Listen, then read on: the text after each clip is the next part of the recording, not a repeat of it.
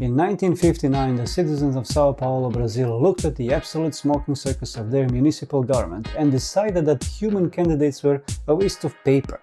They decided to vote for a rhinoceros. Meet Cacareco. She wasn't a metaphor for a tough politician. She was literally 4 foot tall, 3,000-pound black rhinoceros on a lawn from the local zoo. She didn't have a platform, she didn't have a campaign manager.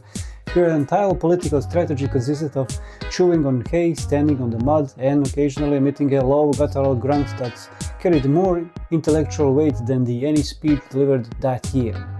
The system behind this corporate glitch was born out of a pure, unadulterated spite. The city was facing a massive shortage of meat, skyrocketing inflation, and a sewer system that was actively backfiring. The human candidates were corrupt, interchangeable mouthpieces. So a group of frustrated students printed Cacareco's name on a batch of official paper ballots. The voters didn't just get the joke, they turned it into a landslide. When the bureaucratic gears finally finished counting the votes, the rhinoceros hadn't just won a seat on the city council, she had secured nearly 100,000 votes. She outperformed every single human politician in the city.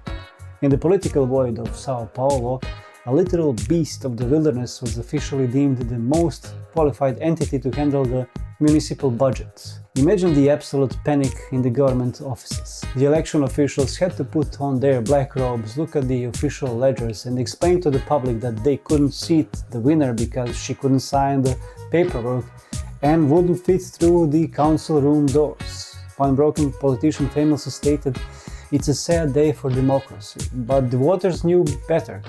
It was the ultimate masterclass in dark institutional irony.